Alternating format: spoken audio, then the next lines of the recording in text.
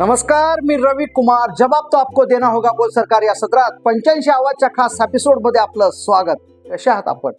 मजेत ना? मजेत राहा, हिट राहा, फिट राहा आणि हो, आरोग्याची काळजी घ्या. चला तर मग विषयाकडे वळूया. मंडळी, शरद पवार साहेब हे कोळं अनेकांना गेली 5-6 दशकं 50-60 वर्ष या महाराष्ट्राला अजूनही उलगडलेलं नाही. ना त्यांच्या डोक्यात कुणाबद्दल सनक दिसते, ना त्यांची भनक कुणाला कधीही लागते. मंडळी, विचित्र विषय आहे त्यांचा.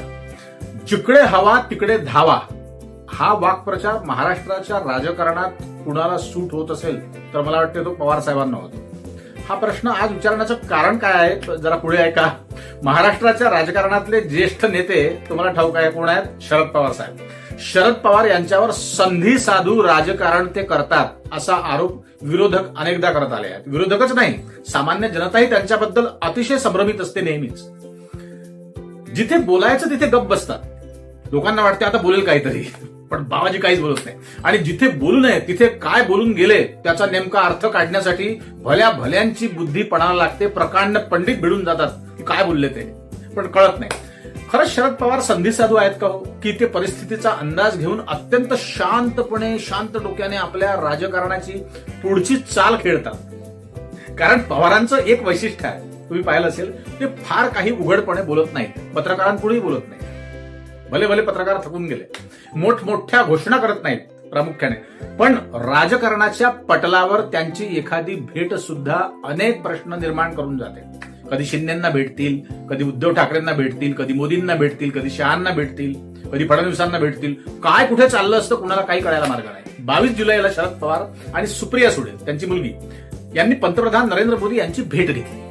आता या भेटीत शेतकरी, एमएसपी, पीक विमा आणि सिंचनासारखे काही प्रश्न मांडल्याचं पक्षाकडून त्यांच्या सांगण्यात आलं. ठीक आहे, विकास कामांसाठी पंतप्रधानांना भेटणं यात चुकीचं गैर काहीच नाही, तुम्हालाही ठाऊक. पण त्यानंतर 10 ऑगस्टला सुप्रिया सुळे यांच्या नेतृत्वाखाली शरद पवारांच्या राष्ट्रवादीचे 8 खासदार, एकूण 8 खासदार पुन्हा मोदी साहेबांना भेटले.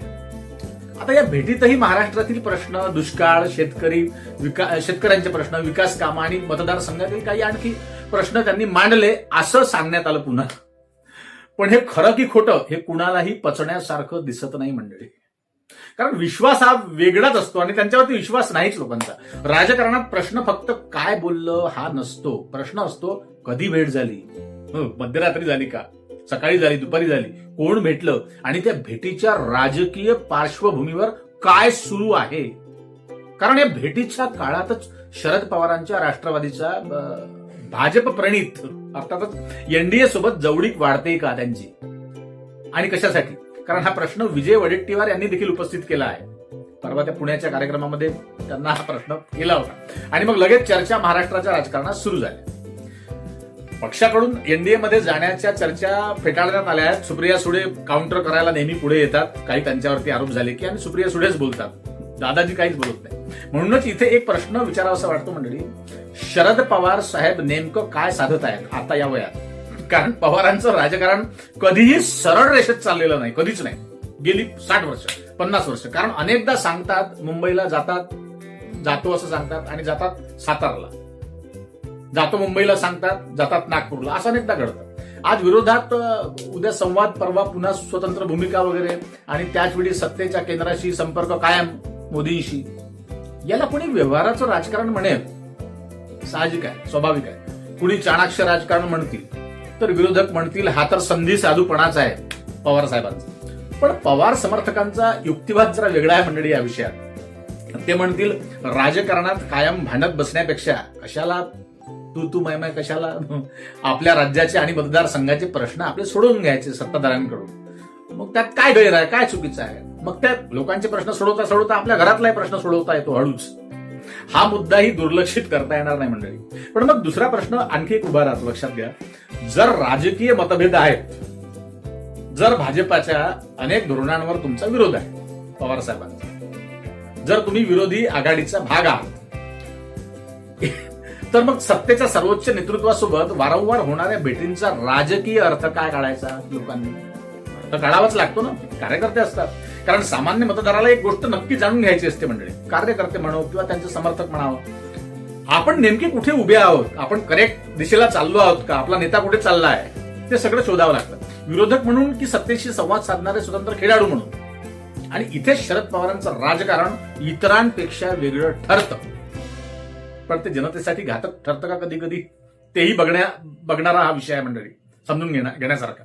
ते कदाचित सगळे पत्ते कधीच उघड करत नाही, हे तुम्हाला सगळ्यांना ठाऊक आहे. राजकारणात पुढे काय होईल याचा अंदाज ते अचूक घेऊन प्रत्येक दार उघडं ठेवतात, लक्षात घ्या. हा त्यांचा गेम आहे. म्हणूनच जिकडे हवा तिकडे पवारांचा धावा.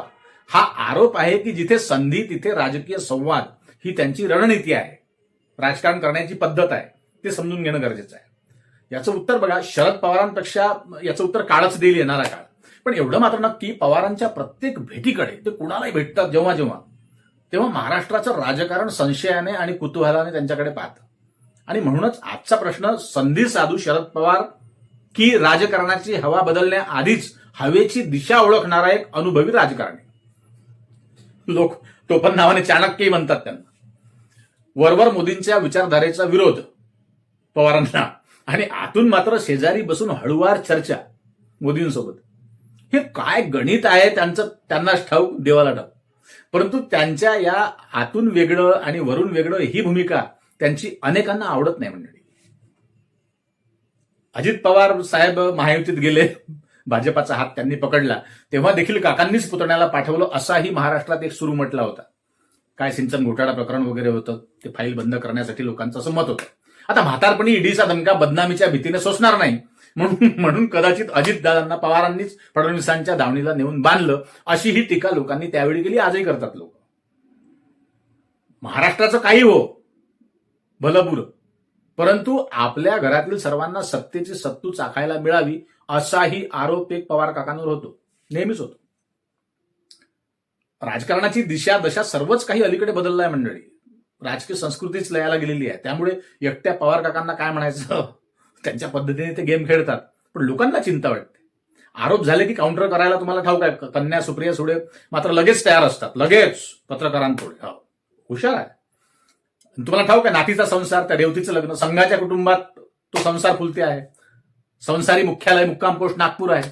लग्न कुणाच्या मध्यस्थीने जमलं, बऱ्याच काही शंका उपस्थित होणारे प्रश्न हल्ली लोकांना पडतायत त्या लग्नापासूनही मंडळी. आणि अजितदादा गेले तेव्हाही त्यांचं स्टेटमेंट तुम्ही काही, तो विमान अपघात नाही वगैरे, त्यांनी कसं काय त्यांना कळलं, आणि एकदम काही चौकशी व्हायच्या आधीच त्यांनी कसं काय डिक्लेअर केलं. मग तुमचा आमचा सगळ्यांचा समज झाला. माझेही व्हिडिओ मी केले होते की महाराष्ट्र पेटू नये, लोकांना शांत ठेवण्यासाठी, कायदा सुव्यवस्था राखण्यासाठी त्यांनी हा असा प्रश्न केला. पण त्यांच्या बघा मंडळी, एखादं ते उत्तर देतात ना, त्या उत्तराच्या पाठीमागे अनेक त्यांचे विषय असतात. म्हणजे एका गोडीत ते अनेक पक्षी मारण्याचा प्रयत्न करतात, असं अनेकदा घडतं. पण अलीकडे आवडत नाही. म्हणजे एक तर काय, ते आता राज्यसभेवर गेले, लोकांचं म्हणणं असं असतं की त्यांच्या घरातले 4-4, 5-5 नेहमी संविधानिक पदावर असतात, तर ते सगळं, आणि राष्ट्रवादी आता विलिनीकरण होणार, ह्या सगळ्या चर्चा हल्ली रंगतात. सुप्रिया सुळे फार नेमाने, फार तोलून मापून, फार चतुराईने उत्तर पत्रकारांना देतात मंडळी. विजय वडेट्टीवार यांनी काही टीका त्यांच्यावरती केली, पण ते वडेट्टीवारांचं असं म्हणणं होतं की कुणाकुणाला भेटतात पवार साहेब, आम्हाला सगळं ठाऊक आहे वगैरे वगैरे वगैरे. आता इंडिया अलायन्समध्ये आहे पवार साहेब, तर त्यांनाही त्यांची काळजी वाटते की मागच्या दाराने कुठे मोदींच्या घरी तर घुसणार नाही, अमित शहांना कधी फोन तर लावणार नाही. काय साधून घेताय स्वतःसाठी की महाराष्ट्रासाठी की जनतेच्या भल्यासाठी, हे समजायला मार्ग नाही. त्यामुळे जिकडे हवा तिकडे धावा. संधी साधू शरद पवार आहेत का?